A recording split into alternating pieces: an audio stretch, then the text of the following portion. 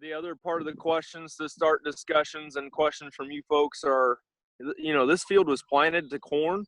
It's non-GMO corn. And, then we had 5 inches of rain on it. And, so a lot of those questions were coming in. What do we do? I'll find some here. I can tell you that I resprayed this field yesterday, or finished spraying the outside. And there was probably about 1% of this corn that was spiked. You can see right there, maybe, that there's a spike coming through. And so I probably killed 1% of this corn because I used glyphosate.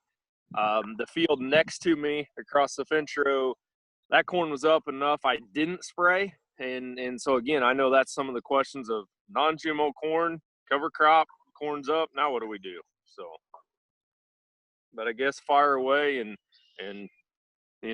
any questions, let us know. What are you gonna do?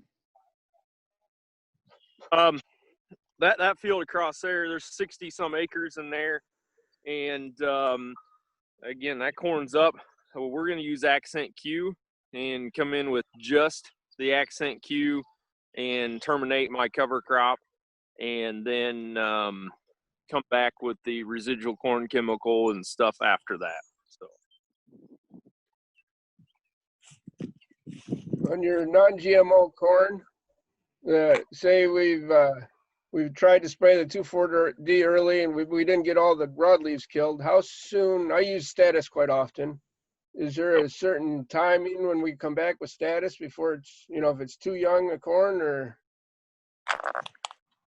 Yeah, I got to tell everyone, read the label. I haven't used status for a little while to remember if there's a starting point on the height.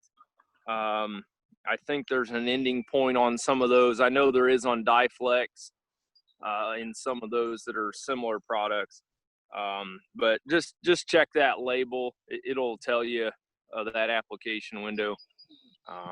But for the most part, where we have covered crops, most of the fields are a lot cleaner. We don't have those nasty weeds, which helps us too. I'm trying to find in this spot where I sprayed some broadleafs, and there's just not many here.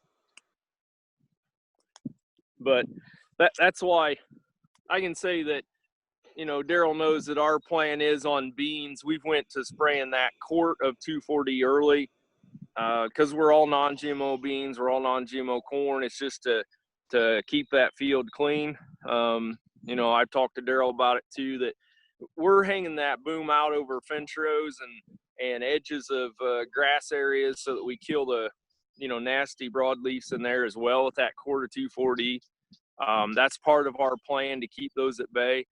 And then our normal burn down and our normal residual chemical for those non-GMO beans. And we've been very successful at keeping them clean with that. And in our cornfield like this, we're doing a planned second pass with something like Status, something like Dyflex Duo, products like that to hammer those broadleafs pretty hard so that it does keep it cleaner for the non-GMO as well.